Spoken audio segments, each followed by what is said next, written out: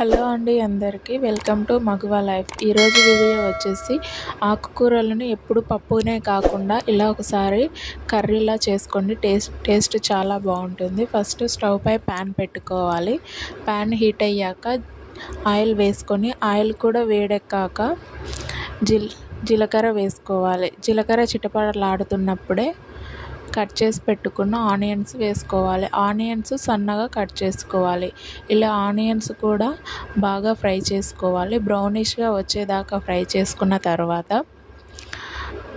కల్లేమాకు వేసుకోవాలి. కల్లేమాకు వేసుకొని సాల్ట్ని కూడా వేసుకొని ఓసారి బాగా కలుపుకొని ఒక 2-3 మినిట్స్ మగ్గనిచ్చుకోవాలి. ఇలా మగ్గిన తర్వాత కట్ చేసి పెట్టుకున్న 2 టమాటాలను కూడా ఆనియన్స్లోకి యాడ్ చేసుకోవాలి. ఇలా బాగా కలుపుకోవాలి. కట్ చేసినవి వేసుకున్న తర్వాత టమాటా కూడా మెత్తబడిన తర్వాత పసుపు, అల్లం వెల్లుల్లి పేస్ట్, కారం వేసుకోవాలి. ఇలా వేసుకొని బాగా కలుపుకోవాలి. కలుపుకున్న తర్వాత ఒక 2-3 మినిట్స్ ఉడికాక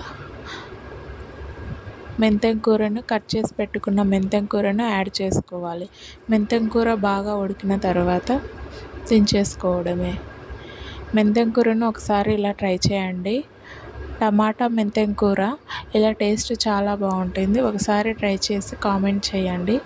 లాస్ట్లో ధనియాల పొడిని యాడ్ చేసుకోవాలి. యాడ్ చేసుకొని ఇక్కడనే సాల్ట్ని కూడా అడ్జస్ట్ చేసుకోండి. వేసుకున్న తర్వాత ఇలా అవుతుంది. ఇలా దగ్గరికి అయ్యాక దించేసుకోవడమే. కూర మట్టుకు టేస్ట్ చాలా బాగుంది. ఒకసారి ట్రై చేయండి.